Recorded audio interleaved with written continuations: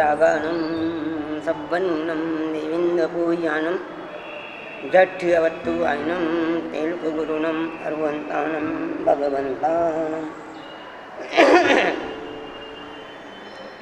नमो वीयरागानं सब्बनूनं देविन्दपूजानं जठ्यवत्तुवायनं तेलुगुरुणम् अर्वन्तानं भगवन्तानं नमो वीयरागानं सब्बनूनं देविन्दपूजानं जठ्यवत्तुवायनं तेलुगुरुणम् अर्वन्तानं भगवन्तानं नमो वीयरागानं सब्बनूनं देविन्दपूजानं जठ्यवत्तुवायनं तेलुगुरुणम् अर्वन्तानं भगवन्तानं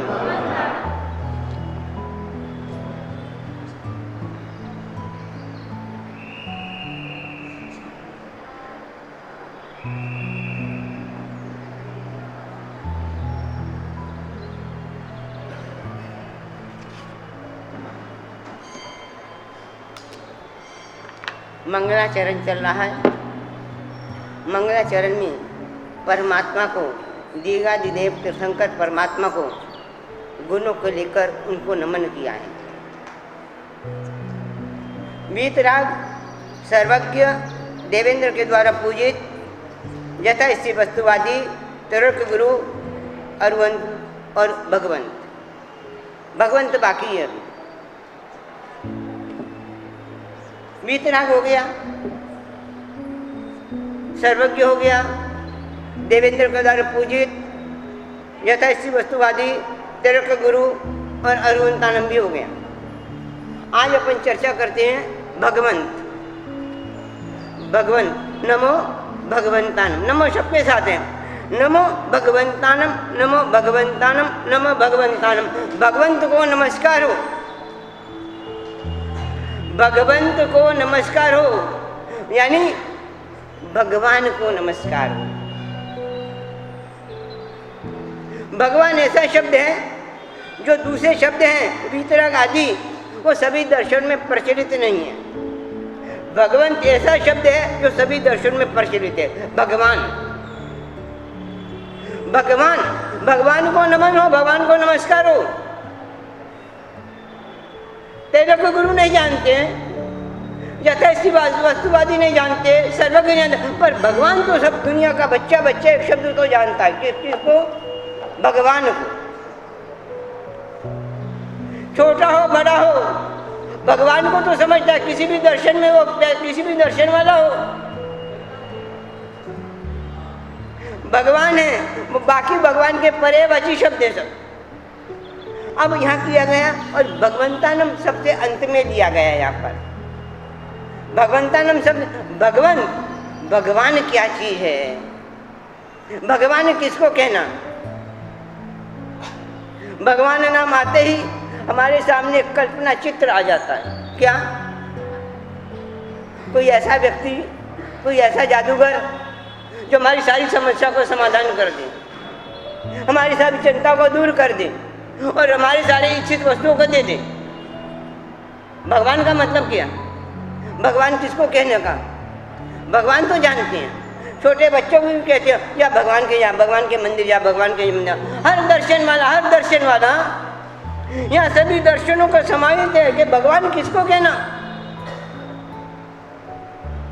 शब्द तो हम बहुत बार बोलते हैं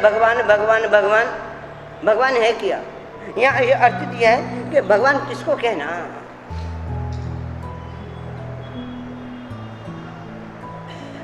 भगवान की परिभाषा क्या, डेफिनेशन क्या है? जानते हो ना भगवान कौन है? भगवान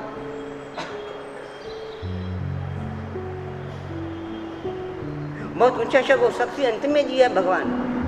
यानी इतना प्रचलित शब्द है, इतना प्रचलित शब्द है कि हम इसका भाव और अर्थ रहस्य भूल गए। भगवान है कौन और किसको भगवान कहना? और अब वीत राग कोई तीर्थंकर कोई भगवान क्यों कहते हैं? दूसरे भी देवी देवता हैं, उनको भगवान क्यों नहीं कहते? तीर्थंकर कोई भगवान क्यों? देवादिदेव कोई भगवान क्यों? भगवान की कसौटी पर जो खरा उतरे, ऐसे तो भाई दिखने में तो पित्तल भी पीला होता है और सोना भी पीला होता है। बाहर से तो आप कोई अंतर नहीं कर सकते ये सोना है और ये पित्तल है। हाँ, जब कसौटी पर घिसा जाए तब पता लगता है कि सोना कौन सा और पित्तल कौन सा। तो यहाँ पर कुछ कसौटियाँ बताई हैं, जो कसौटी पर खरा उतरे वो भगवान।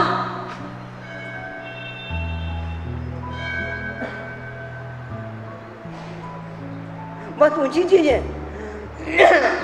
हम यानी आपको हमारे यहाँ देव तत्व की परीक्षा की जाती है, कष्ट छेद ताप से।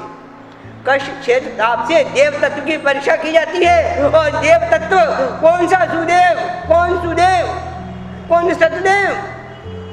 और यदि हमें परीक्षा किए भी नहीं मान लिया, कष्ट छेद ताप से परीक्षा की जाती है।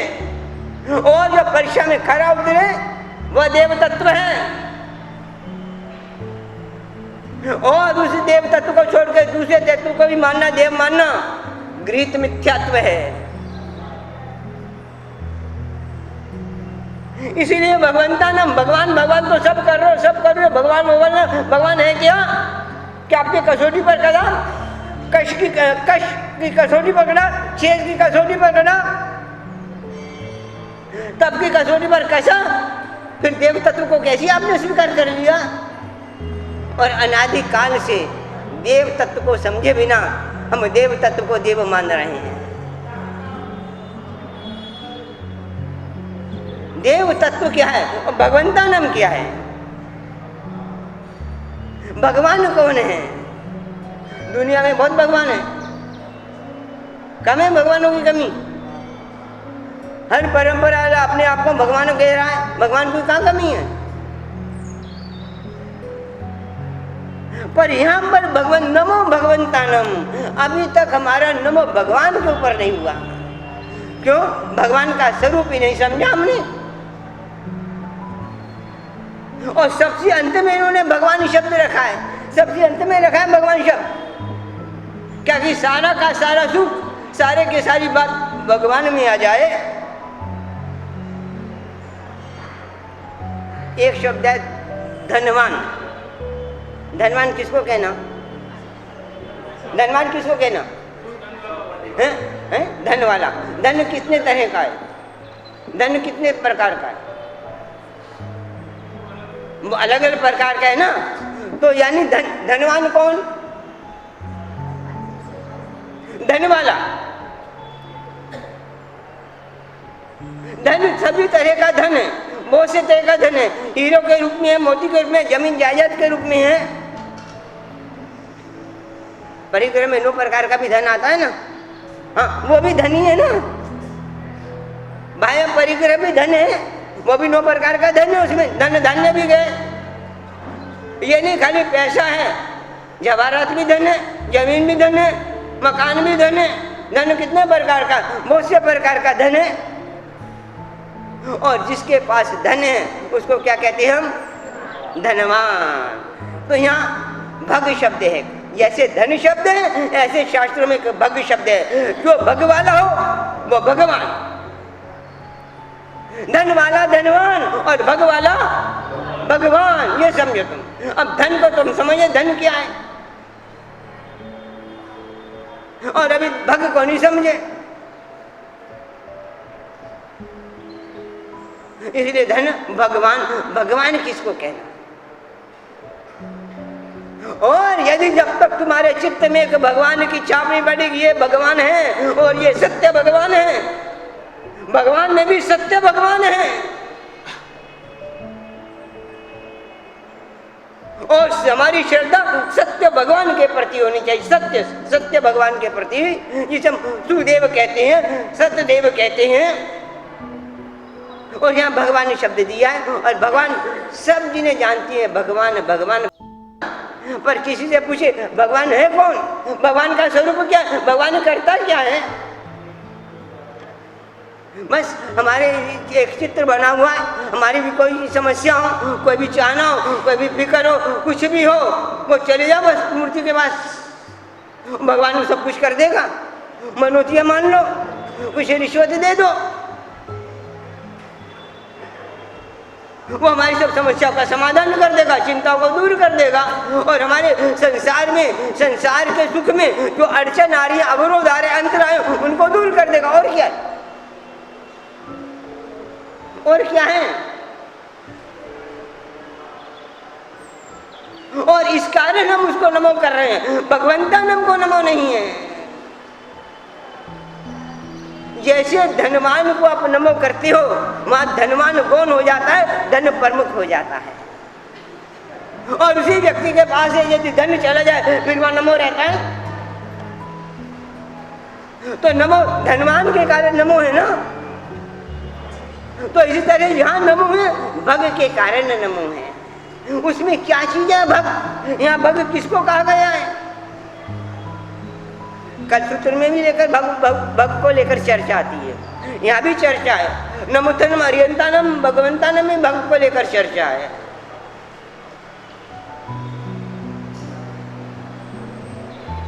भगवान शब्द अपने यहाँ बहुत प्रसिद्ध है, बड़ा प्रचलित है। पर भग किसको कहना, यहाँ 6 चीजें बताती हैं। जिस आत्मा में, यहाँ पर भग, पहले तो ये समझो, यहाँ भगवान है, शरीरधारी व्यक्ति को भगवान कहा गया, पहले ये समझो। जो अशरीरी भगवान है, सिद्ध भगवान, उनकी यहाँ चर्चा नहीं है। शक्र स्तंभ में जिनकी स्तुति गई है, सब शरीरधारी भगवान की बात कही गई है। पुरुष सियानम, वहां पुरुष शब्द का, पुरुष लोकोत्तमानम, पुरुष जो आत्मा अभी शरीरधारी है, जो आत्मा शरीरधारी नहीं है, उसकी चर्चा नहीं है। या उस भगवान की चर्चा नहीं है, या उस भगवान की चर्चा है जिनको हम साक्षात आंखों से देख सकते हैं, प्रत्यक्ष देख सकते हैं। अशरीरी भी भगवान है, ऐसी बातें नहीं है, पर उनका भगवत्ता की अलग व्याख्या है। यहाँ शरीरधारी आत्मा जो अभी शरीर में है, उस शरीरधारी आत्मा में भगवान किसको कहना?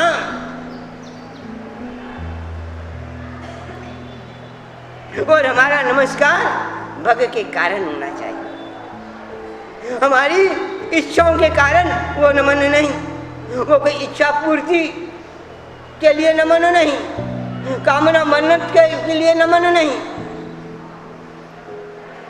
उसका भग उसमें देखकर, भग यानी 6 चीजें जिसमें पाई जाए, और 6 चीजें दूसरे लोगों में भी पाई जाती है। वहाँ 6 चीजों के साथ बड़ा एक अच्छा विशेषण दिया है।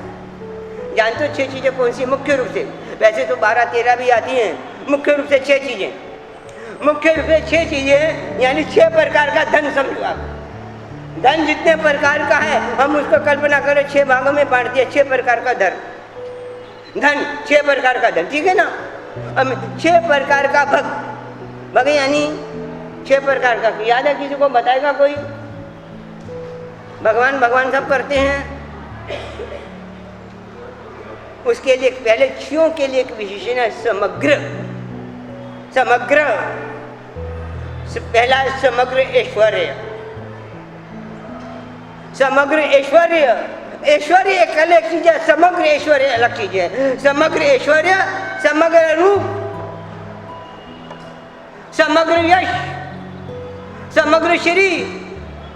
कितने हो गए? 4। हाँ, समग्र धर्म और समग्र प्रयत्न, ये 6 चीजें जिसमें पाई जाएं हो, ये 6 चीजों वाला, ये 6 चीजें भग, और जिसके साथ ये 6 चीजें जुड़ी हो, वो कौन है? भगवान है। हाँ बोल। समग्र ऐश्वर्य, समग्र रूप, समग्र यश, समग्र श्री, श्री श्री श्री, लक्ष्मी को श्री कहते हो ना, श्री देवी। हाँ, कितनी हो गई? और समग्र धर्म, समग्र धर्म और समग्र प्रयत्न। प्रयत्न प्रयत्न प्रयत्न को पुरुषार्थ भी कहेंगे, यहाँ प्रयत्न शब्द का प्रयोग किया गया। ये 6 चीजें हैं भाई, जो 6 चीजें हैं भग संज्ञा है, इन 6 चीजों को भग कहा गया है। और जो इससे युक्त हो वो कौन हो गया? भगवान हो गया। देखो इसमें 6 चीजों में एक चीज कॉमन है, कौन सी? समग्र। समग्र ज्यादा महत्वपूर्ण है। दर्शन ज्ञान चारित्र मोक्ष का हेतु हो भी सकता और नहीं भी हो सकता। यदि उसके साथ मिथ्या शब्द है तो मोक्ष का हेतु नहीं है, और यदि उसके आगे सम्यक शब्द है तो मोक्ष का हेतु है।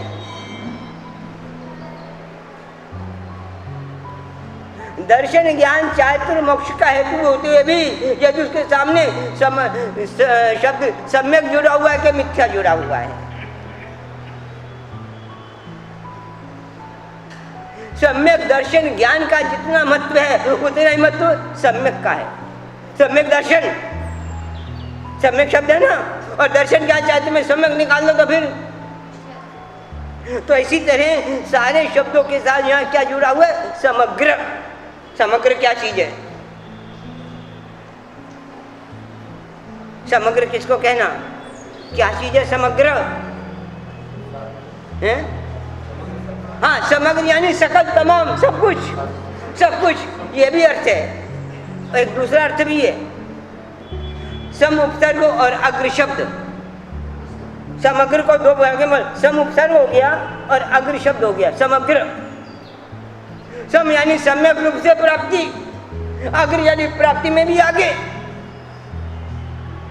आपने कहा कि धनवान, धन, और धन, धन यदि उसने लूट खसोट कर प्राप्त किया है तो भी धनवान तो है। लूट खसोट कर चोरी जाली से उसने भी धन प्राप्त किया तो भी धनवान है कि नहीं है? पर धन किस तरह से प्राप्त किया है? लूट खसोट कर। इसीलिए यहाँ शब्द दिया उन्हें समग्र ऐश्वर्य प्राप्त किया है, पर धन उसने समग्र रूप से प्राप्त नहीं है भाई। समग्र शब्द सम्यक रूप से। अरे परीक्षा में ज्यादा नंबर आ गए, नकल करके भी तो ला सकते हो, किसी और कारण से भी ला सकते हो, तो नंबर पहला भी आ गया तो क्या, पर वो समग्र नहीं है। यहाँ समग्र है, ऐश्वर्य है, ऐश्वर्य के साथ से समग्र है। सकल जितने भी जीव हैं दुनिया में, जितने भी जीव हैं, सबसे ज्यादा ऐश्वर्य, ऐश्वर्यशाली, और ऐश्वर्य में भी समग्र।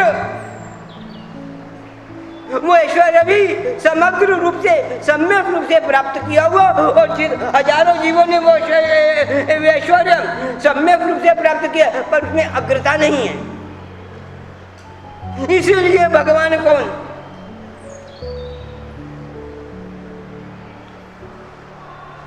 सम्यक ऐश्वर्य। ऐश्वर्य चीज है। ऐश्वर्य क्या चीज है? परमात्मा में आपको कब ऐश्वर्य दिखता है? ऐश्वर्य क्या चीज है? हाँ हाँ हाँ, ऐश्वर्य वो ऐश्वर्य। देखो यहाँ ऐश्वर्य बाह्य ऐश्वर्य की बात है, इसीलिए वो ऐश्वर्य, जो ऐश्वर्य हम आंखों से देख सकते हैं, जो ऐश्वर्य चर्म चक्षुओं से दिखाई देता है,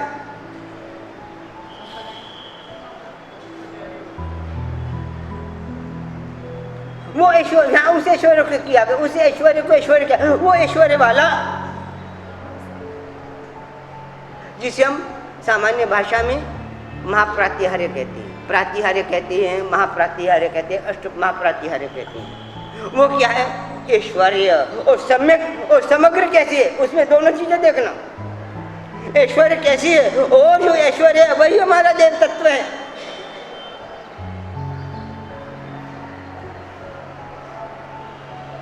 कौन कौन सा? अष्टमा प्रातिहार्य। क्या नाम इसका? पहला कौन सा?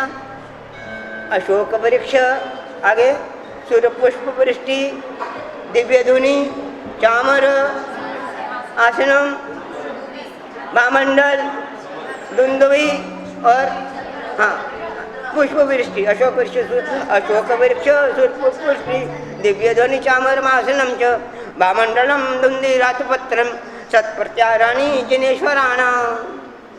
ये क्या चीज है? ये महाप्रातिहार्य क्या चीज है?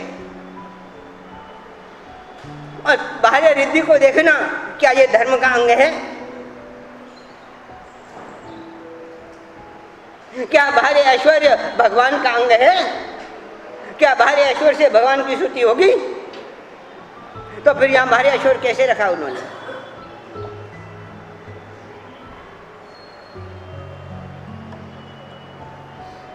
इनको प्रतिहार्य को कहते हैं। यह प्रतिहार्य, यह शब्द बहुत अच्छा है, प्रतिहार्य।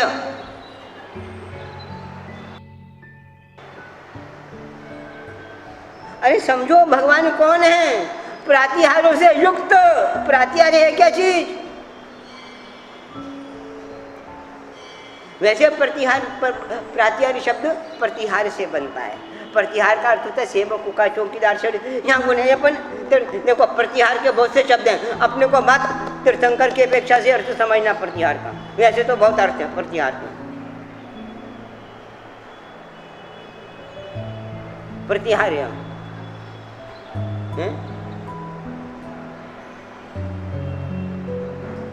इंद्र के द्वारा जो नियुक्त जो देव होते हैं परमात्मा की भक्ति में, उनको क्या कहते हैं? प्रतिहार। प्रतिहारा देवताओं के दुक्त इंद्रों के द्वारा नियुक्त, इंद्रों के द्वारा नियुक्त। देखो मैं संस्कृत भाषा नहीं बोल रहा। देव इंद्रों के द्वारा नियुक्त परमात्मा की सेवा भक्ति में जो देव नियुक्त होते हैं उनको क्या कहते हैं? प्रतिहार। प्रतिहार प्रतिहार। और उनका द्वारा जो कार्य तेषम कार्यानि तेषम कर्माणि तेषम कार्यानि प्रतिहार्य।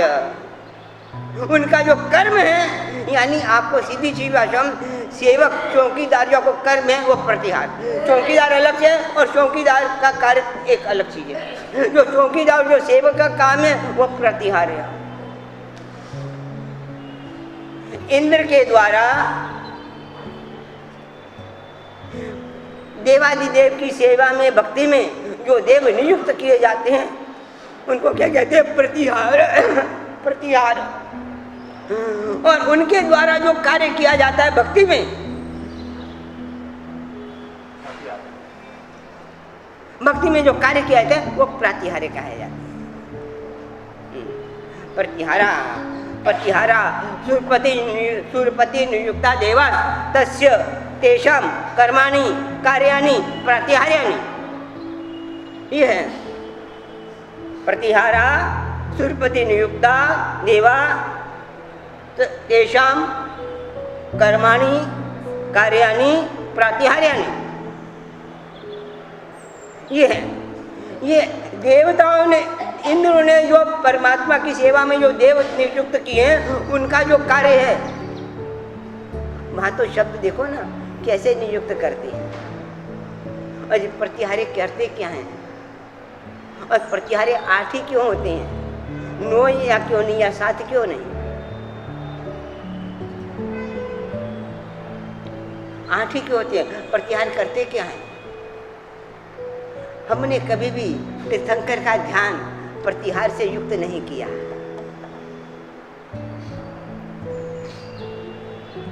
प्रतिहार क्या करते हैं? अरे क्या काम करते हैं? वहां किया गया है देवता लोग भक्ति नम्र होते, भक्ति से नम्र बनकर, भक्ति से, वहां शब्द बहुत अच्छा शब्द है शास्त्रों में, भक्ति से नम्र बनकर शुभ आनंद वाले ये प्रात्याहारों की रचना करती हैं। भक्ति से क्या बहुत है, भक्ति से नम्र बन के, भक्ति नम्रता देती है और नम्रता नहीं है तो भक्ति नहीं है। शब्द है भक्ति से नम्र बनते हैं, सीधी आके प्रातिहार्य की रचना नहीं करते, नहीं, भक्ति से पहले नम्र बनते हैं। और नम्र बनने क्यों नम्र बनते हैं और सीधा भक्ति से कार्य करे क्यों नहीं करते? बड़ा अंतर है। देवता जो नियुक्त किए गए हैं वो भक्ति से नम्र बन के ही प्रातिहार्यों की रचना क्यों करते हैं और बिना भक्ति के भी रचना क्यों नहीं करते? नौकर है हमारा, भक्ति से भी सेवा कर सकता है, बिना भक्ति के भी सेवा कर सकता है।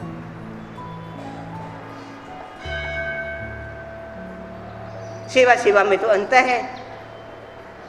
भले ही आप उसको तनख्वाह देते हो, तनख्वाह देना एक अलग चीज है, पर उसके साथ उसके चित्त में भक्ति है कि ये नहीं है, दोनों अलग अलग चीजें। तो देवताओं के दिल में जो नियुक्त है भक्ति है कि नहीं? और यदि बिना भक्ति के अष्टप्रातिहार्यों की रचना करे तो कैसी होगी? और भक्ति युक्त रचना करे तो अंतर आ जाता है। ग्रंथों का, शास्त्रों का एक एक शब्द बहुत कुछ खेल देता है। और यहाँ तक उन्होंने कहा है ये भक्ति की जो ये अष्टप्रातिहार्य है ना, शुभ अनुबंध वाले हैं, शुभ अनुबंध वाले हैं। और यहाँ का अनुबंध का अर्थ परवाह के अर्थ में नहीं है, फल के अर्थ में है।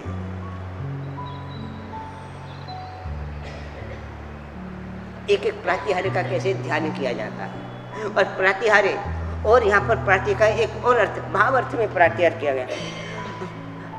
प्रत्येकम, प्रति और हरि धातु, प्रत्येकम हरती स्वामी पार्श्वम आनेति, एक एक प्रतिहार स्वामी के पास यानी मालिक के पास, तीर्थंकर के पास ले जाता है। खाली प्रतिहारी नहीं, सेवक नहीं है। सेवक का काम जो भी आए उसको परमात्मा के पास लेकर जाए, ये प्रतिहारी का काम है।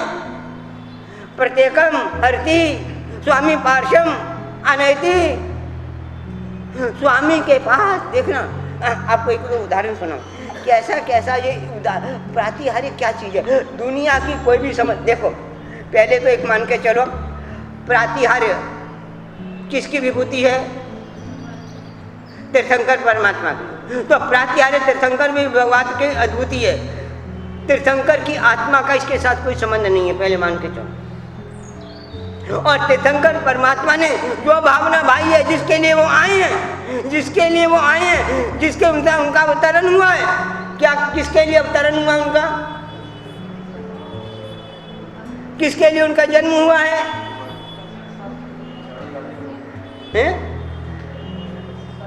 तीर्थंकर नाम कर किस काम के लिए उन्होंने बांधा है? और इसके लिए प्रातिहार्य ये काम करते हैं, पहले तो समझ के चलो। सर्व जीवों को शासन के रसी बनाने के लिए प्रतिहार्य है। और इससे जीव शासन रसी कैसे बनता है?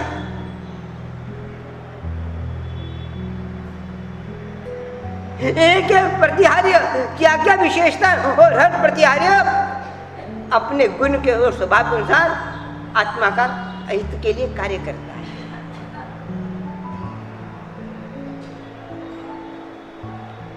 हमारे यहाँ एक देव भद्राचार्य आचार्य भगवत हुए, उन्होंने एक ग्रंथ लिखा है श्री पाशनचर्यम, श्री पाशनचर्यम, पाषाण भगवान का चैत्य लिखा।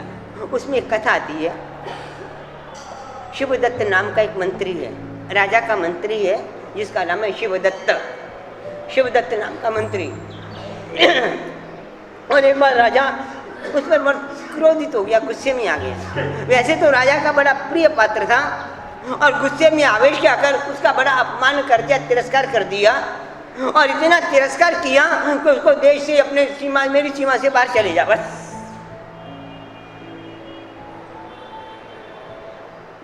परिवार में 4 सदस्य हैं, पूरे के पूरे परिवार को देश निकाला दे दिया है। कहा मंत्री, राजा का मान्य, और कहा मिल भिखारी दरिद्र, सब कुछ छोड़ दिया, सब कुछ छोड़ के सीमा से बाहर निकल जा। वो शिवदत्त नाम का महामंत्री, ये तो कर्म का उदय है भाई। ऐसे उसके कर्म का उदय आया, कभी राजा का प्रिय पात्र था और आज राजा का अपमानित हो गया।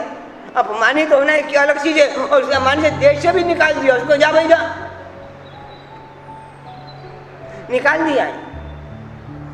और निकलने के बाद 4 जने हैं, मंत्री है, उसकी पत्नी है, पुत्र है, पुत्र की पत्नी है, चारों जने निकल गए। जंगल में भटक रहे हैं, घूम रहे हैं। भटकते भटकते घूमते घूमते एक ज्ञानी भगवंत से उनका समागम हो जाता है और उसको वंदन करते हैं। और वंदन करके बाद अपनी व्यथा कहते हैं कि भाई ये किस कर्म के कारण है, हमारा क्या कारण है, कैसे हमारा दरिद्रपना दूर हो। और पहले रिद्धि मिले हमको, मंत्री पद मिले, मंत्री पद भी न मिले तो खाने को मिले, सम्मान मिले।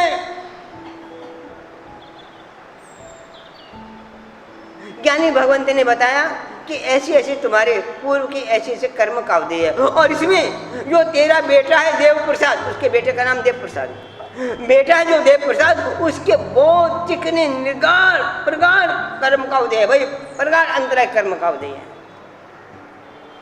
और उस कर्म के कारण ही तुम्हारी यह हालत हुई है।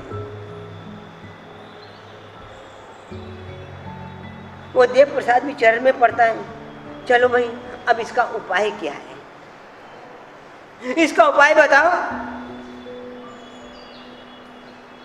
गलती हो गई, इस कर्म का क्षय कैसे है, कैसे मुझे हमको वापिस धन मिले, हम वापिस समृद्ध हों,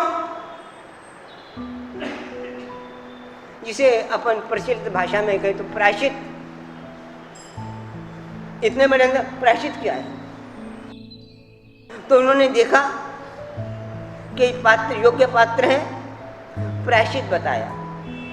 प्रायश्चित में कोई तप नहीं बताया, कोई तप नहीं बताया, कोई क्रियाकांड नहीं बताया, कोई पूजा पाठ नहीं बताया, मात्र इतना ही बताया कि ये अष्ट प्रातिहारों से युक्त ये समूह शरण में विराजन भगवान का ध्यान कैसे करना। बस भगवान का ध्यान नहीं, मतलब अष्ट प्रातिहारों से युक्त, जिसमें अशोक वृक्ष हो, किस तरह का अशोक वृक्ष है, कैसे परमात्मा बैठे हैं, अशोक वृक्ष क्या काम करता है, कैसे पुष्प वृष्टि हो रही है, कैसे भामंडल है, कैसा सिंहासन, कैसा छत्र,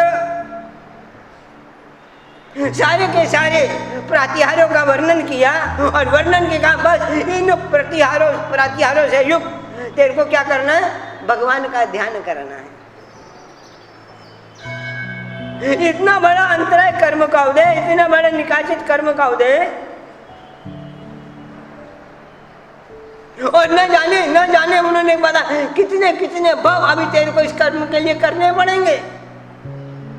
क्यों? अभी तू भटकेगा, फिर आर्थ ध्यान कर्म बांधेगा और ये परंपरा तेरी चलती रहेगी। न जाने कितने भवों तक चलेगी तेरी ये परंपरा, कोई अंत दिखता नहीं है।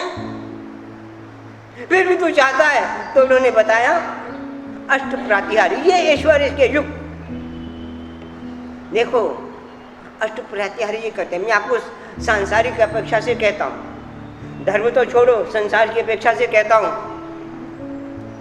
कर्म कितने हैं? 8। सारे के सारे कर्मों का समावेश 8 कर्मों में हो गया। पूजा कितनी? 8 प्रकार। एक एक पूजा हम आपको मुक्ति को दे सकती है। और सारे के सारे परमात्मा की भक्ति में जो फल चाहिए हमको मुक्ति के लिए, सारे के सारे फल पूजा में ही है। 8 प्रकार की पूजा में सब है, उसके बाहर नहीं है। कोई भी कर्म ऐसा नहीं है जो 8 कर्मों से बाहर हो, और कोई भी फल ऐसा नहीं है परमात्मा भक्ति का जो 8 प्रकार की पूजा से बाहर हो। और मैं कहता हूँ संसार की कोई भी ऐसी समस्या नहीं है, हमारी कोई सी आत्मिक को तो छोड़ो, संसार की भी कोई भी ऐसी समस्या नहीं है जिसका समाधान अष्ट प्रातिहार्य के ध्यान से न हो।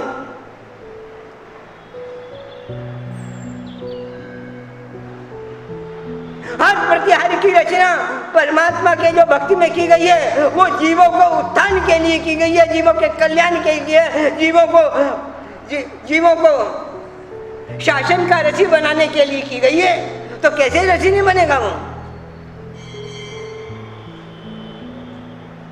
आपकी कौन सी समस्या है? एक भी समस्या बताओ जिसका समाधान अष्ट प्रातिहार्य में न हो।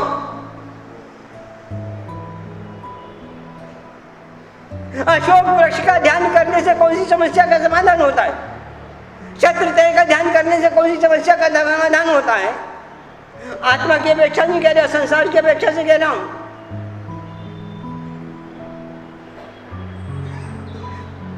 दिव्य ध्वनि से कौन सी समस्या का समाधान होता है? आभा मंडल से कौन सी समस्या का समाधान? आभा मंडल पूर्वक ध्यान। हाँ, ये परमात्मा, खाली परमात्मा कहते नहीं, प्रातिहार्य युक्त भगवान का ध्यान, ये ऐश्वर्य।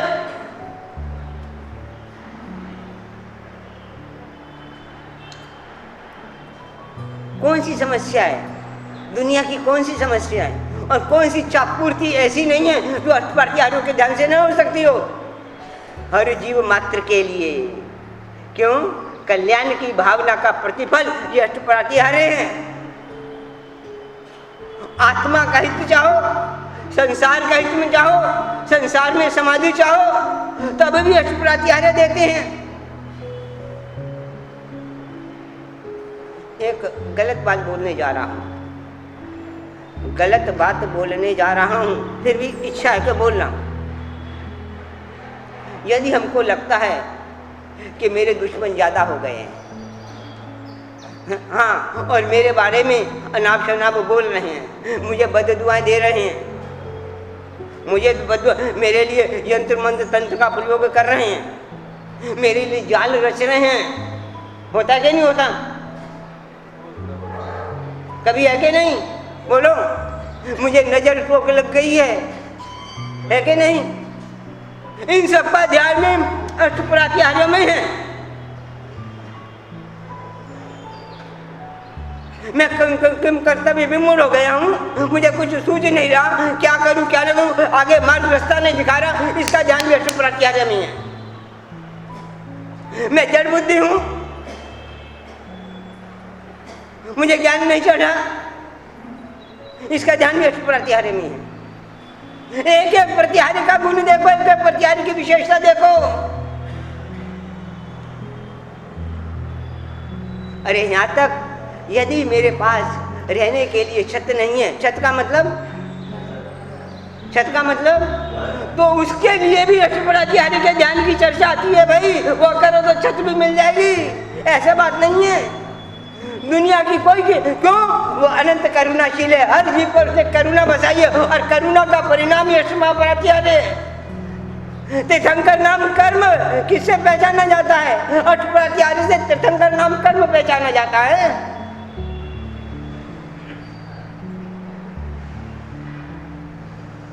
और हम अष्टप्रातिहार्य का ध्यान छोड़ गए। में हर समस्या का समाधान है, शारीरिक, मानसिक, आर्थिक और आत्मा की समस्या का समाधान है। भाई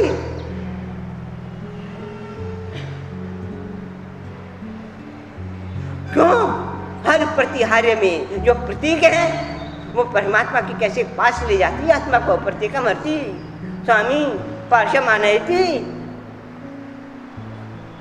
कोई भी समस्या नहीं है। अरे आपको नौकरी की समस्या है कि आपको डिमोशन होने वाला, तो अभी उसमें समाधान है। आपको रोजी रोटी की समस्या, तो उसमें समाधान है। कौन सी समस्या जो अष्टप्रातिहार्य में नहीं आती? कौन सा कर्म है जो 8 कर्म नहीं आता? कौन सा ऐसा परमात्मा की पूजा का फल है जो अष्टप्रकारी पूजा में था? तो कौन सी ऐसी समस्या जो अष्टप्रातिहार्यों के ध्यान से हल नहीं हो सकती? तीर्थंकर का ईश्वर परमेश्वर है। अरे राग द्वेष क्षय करने के लिए भी ऐसा बात नहीं, राग द्वेष क्षय की तो बात है। मैं कहता हूं संसार की समस्या में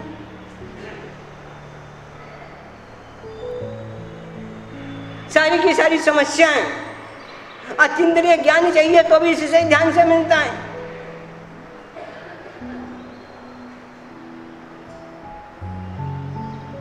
ये है अष्टप्रातिहार्य चीज। कौन सी समस्या नहीं होती? अशोक वृक्ष के ध्यान से करो, पहले समझो अशोक वृक्ष कैसा है और उसके ध्यान देखो, उसके ध्यान से क्या क्या। यदि आपको ये समस्या है तो अशोक वृक्ष का ध्यान करो, अष्टप्रातिहार्य युक्त भगवान का ध्यान। तीर्थंकर खाली अशोक वृक्ष का ध्यान नहीं, खाली अशोक वृक्ष का ध्यान नहीं, अशोक वृक्ष युक्त परमात्मा का ध्यान। आपको ये समस्या है, छत्रत्रय युक्त भगवान का ध्यान करो। आपको ये समस्या है, देवदुम्बी युक्त भगवान का ध्यान करो। आप ये चाहते हो, ये आपको चाहिए, फलाना चाहिए, पुष्प वृष्टि युक्त भगवान का ध्यान करो। वीतराग शासन में ऐसा है, आपको कहीं बाहर भटकने की जरूरत नहीं है। परमात्मा का शासन ऐसा है। और देवादिदेव शासन को पाकर भी हम बाहर भटक रहे हैं, जरूरत ही नहीं है। ऐसी ठकुराई किसके पास है भाई? प्रतिहारी है किसके पास? पहले ही भगवान है किसके पास? दुनिया में ऐसी कोई है नहीं जिस पर प्रतिहारी हो, उसको छोड़कर दूसरे के पास जा रहे हैं।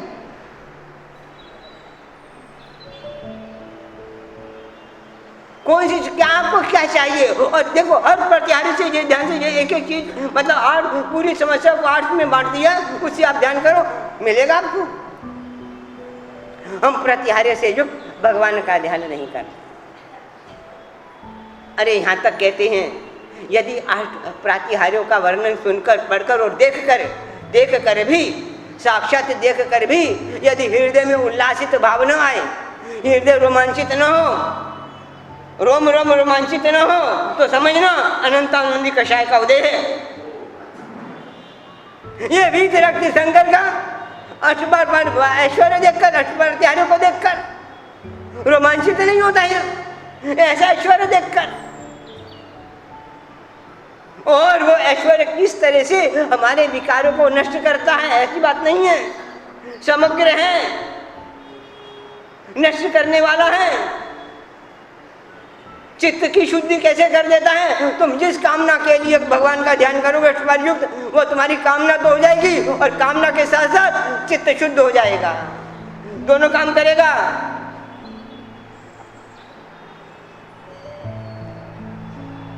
परमात्मा वर्षीदान देते हैं, देने वालों को वर्षीदान मिलता है। व्यवहार में कहा जाता है, या लो हो, या लाभो ताता लो हो। जैसे जैसे लाभ बढ़ता, जैसे वैसे लोभ बढ़ता जाता है। जैसे जैसे हमारा लाभ बढ़, वैसे वैसे लोभ बढ़ता जाएगा नहीं। पर परमात्मा के हमने वर्षीदान दिया तो लोभ बढ़ेगा क्यों? लोभ कैसे, वो लाभ होने के बाद भी लोभ कैसे शांत होता है? इसी तरह से ये संसारिक इच्छा की पूर्ति होने के बाद भी प्रतिहारों के ध्यान से हमारे कसाई कैसे शांत होते हैं। क्यों? हर प्रतिहार्य के साथ वीतराग जुड़ा हुआ है, तीर्थंकर जुड़ा हुआ है, देवादिदेव जुड़ा हुआ है।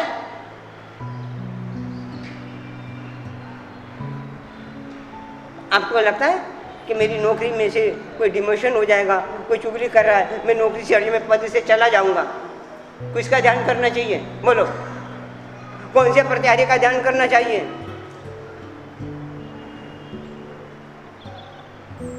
हाँ, चर्चा है इसमें। पहले प्रतिहार्य को समझो, क्या है कि प्रतिहार्य?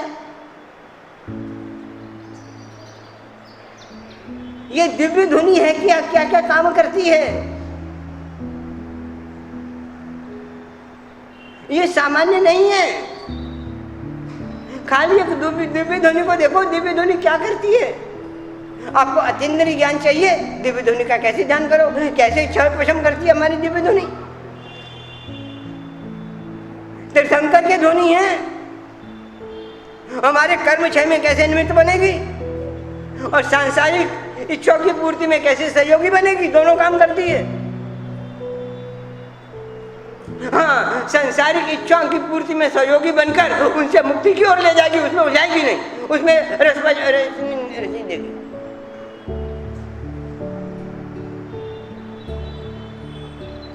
ये ऐसी चीजें हैं भाई। रोमांचित, हमको अपनी समृद्धि दिखकर रोमांच होता है कि अष्टप्रतिहार्य सुन के भगवान की रोमांच होता है। अभी तो रोमांचित नहीं आया।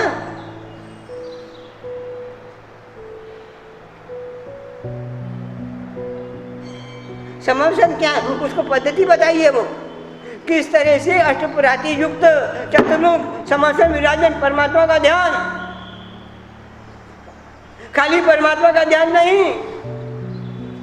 क्यों? उसकी इच्छा तो अभी संसार की पड़ी हुई है। अभी संसार की इच्छा है तो खाली वीतराग का ध्यान कैसे कर सकता है जी?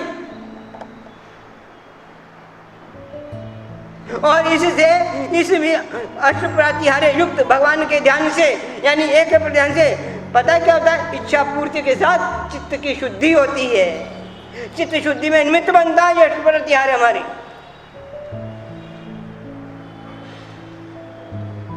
उसको बताया देव प्रसाद व्यक्ति को, राजू मंत्री के बेटे को, कि कैसे से ध्यान करना भाई, ध्यान की पद्धति समझाई। तीजा पौध में गाथा आती है, अष्टमापारियर युद्धा है, हाँ 34 ऐसे जुआ तिथ जरा गए मुआ झाएवा पयत्तेनम, प्रथम पूर्वक 34 ऐसे युक्त अष्टपारी में युक्ता, अष्ट प्रातिहार्य से युक्त। ये किसी और के नहीं होते, ये तीर्थंकर के, तीर्थंकरत्व के द्योतक है, तीर्थंकरत्व के प्रतीक हैं।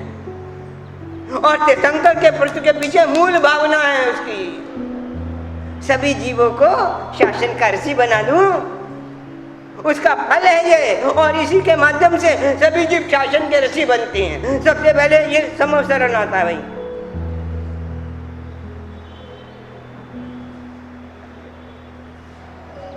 एक एक प्रतिहार,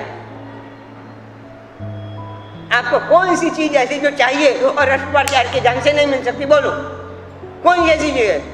और उस चीज में भी फिर उस चीज के भोग करने के बाद भी आपको उसमें डुबाएगी नहीं, उससे भी तार देगी। क्यों? वितरा का साथ है, शुभानुबंध वाली बना देगी।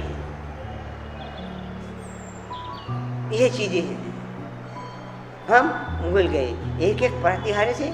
अरे मैं कहता हूँ ये सब कुछ छोड़ के प्रतिहार, एक तीर्थंकर हुआ पकड़ लो ना, सबको पकड़ लिया, सब कुछ आ गया तीर्थंकर। तीर्थंकर के बाद कुछ नहीं है। क्यों? उसका पुण्य देखो, उसके बाद क्या है, कुछ भी नहीं है। इसीलिए कहना बड़ा सरल है, पर तू देव को पकड़ना समझना बड़ा मुश्किल है भाई। दूसरे देव जल्दी पकड़ाई आ जाते हैं, बीच से छूट जाता है। और अनादिकाल से हम नाम, जबान पर नाम वीतराग का है और हृदय में दूसरा देव बैठा हुआ है, हृदय में दूसरा देव है, वही है, बोलने में है, हृदय में तो गृहित मिथ्यात्व है। और गृहित मिथ्यात्व अष्टप्रचार से कैसे दूर होता है? कैसा? विश्राम स्थल है। एक प्रत्याहार के कई कई लक्षण बताए गए हैं। कैसा? उसको पहले आप जा रहे हो, भरी दोपहरी है, गर्मी लगी हुई है, चलते चलते जा रहे हो, थक गए, पसीने से चकचूर हो गए, श्रांत हो गए, और अचानक कोई पेड़ दिखाई दी आपको, क्या करते हो और क्या आनंद लेते हो? यो वहाँ यहाँ वृक्ष किस बात का प्रतीक हुआ? अरे उससे अनंत गुना ये वृक्ष, अशोक वृक्ष को देखो,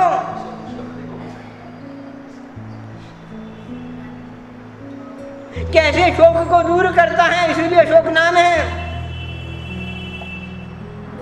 विश्राम स्थल है, कैसी समृद्धि देता है। एक प्रतिहार एक काम नहीं करता, कई कई काम करता है। काली देखो कैसे काम करता है, मैं बताऊं।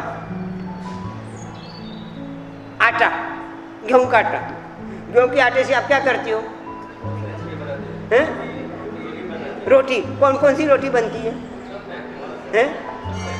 पतली भी बनती है, जाड़ी भी बनती है, और कौन सी बनती है? खोबा भी बनती है, और बाटा भी बनता है, सब बनता है ना। आटा तो एक हुआ ना, आटा एक हुआ, रोटी कितने प्रकार की हो गई।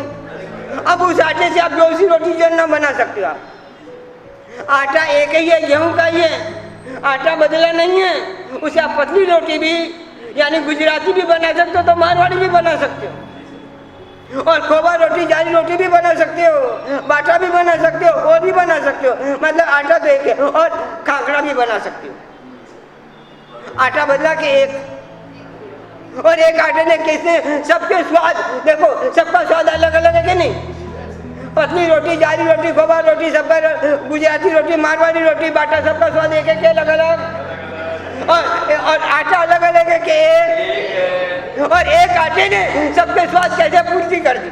एक आटे ने सबके स्वाद की पूर्ति की करने की, तो एक प्रतिहारी एक हमारा, और किस तरह से अलग अलग काम करता और सबकी पूर्ति करता है, मात्र एक एक परिहार। हाँ, बस ये है, जिस तरह से रोटी बनाने की, भाई किसी को मोटी रोटी बने तो मोटी रोटी की कला सीखनी पड़ेगी, बाटा बनाने तो कला, पतली अलग, जाड़ी अलग, बनाने की विधि अलग अलग है। रोटी एक है, बनाने की विधि अलग अलग है, प्रतिहार एक है, ध्यान करने की विधि अलग अलग है।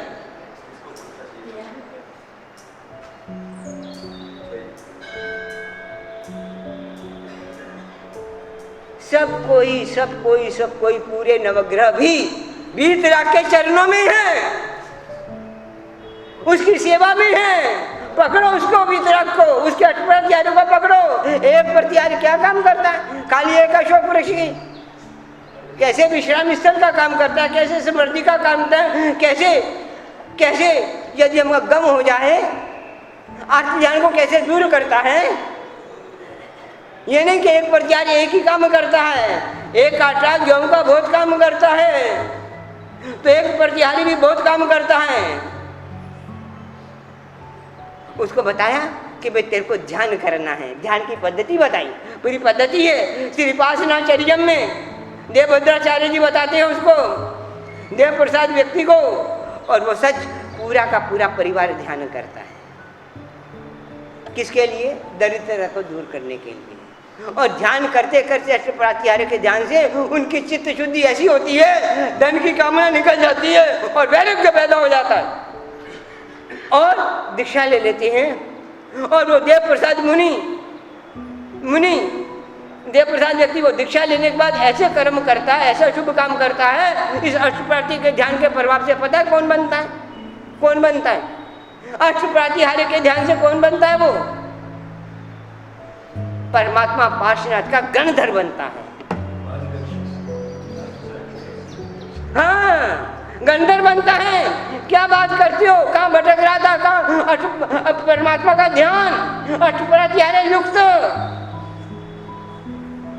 क्यों? याद रखना, ये समग्र का क्या मतलब है? समग्र का जो ध्यान, समग्र बहुत गहरा शब्द है।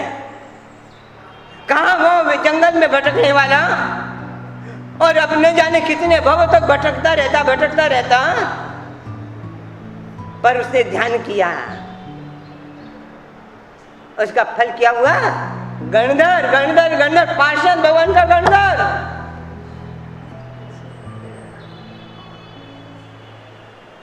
ये क्या है? प्रतिहार्य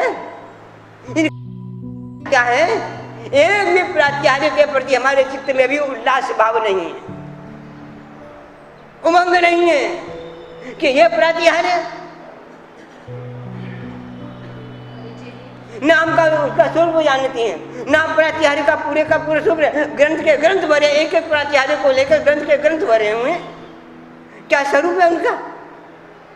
अरे मैं कहता हूँ ध्यान तो जब करोगे तब होगा। आप जब स्वरूप का पढ़ते हो, समझते हो ना, उस समय ही कितना उल्लास आ जाता है चित्त में। तो पहला समग्र ऐश्वर्य क्या है? समग्र ऐश्वर्य भग धातु भग शब्द, पहला समग्र ऐश्वर्य क्या? ऐश्वर्य उसका कल्पना तो करो, ऐश्वर्य क्या है उसका, फिर कैसे ध्यान करना उसका, और कैसे वो करते हैं। सबसे पहले तो यही है। समय पूरा हो गया भाई, नहीं तो एक एक प्रतिहार्य समझने जैसा है, एक एक प्रतिहार्य को समझे, और ये उसका समग्र ऐश्वर्य, और कैसे हमारी आत्मा में समग्र ऐश्वर्य प्रकट हो सकता है। ये प्रतिहार्य का ध्यान भी समग्र प्रतिहार्य हमारी आत्मा में कैसा समग्र ऐश्वर्य प्रकट करने का निमित्त और कारण बन सकता है। और बहुत से जीव ऐसे हुए हैं जिनको मात्र प्रतिहार्य से ही ज्ञान हो गया, मुक्ति हो गई। भगवान किसको कहना? 6 बातें में पहली बात कौन सी हुई? समग्र ऐश्वर्य। ये समग्र ऐश्वर्य प्रतिहार्य को समझे, और जैसे सारे ग्रंथों ने कहा और पूर्वाचार्यों ने बताया, वैसे ही प्रातिहार्य का ध्यान जीवन की हर समस्या का, चाहे सांसारिक हो, भौतिक हो, लौकिक हो, चाहे लोकोत्तर हो, लौकिक और लोकोत्तर, वस्तु की प्राप्ति का भी और प्राप्त होने पर भी उस वस्तु की राग से मुक्ति का काम भी ये प्रातिहार्य करता है।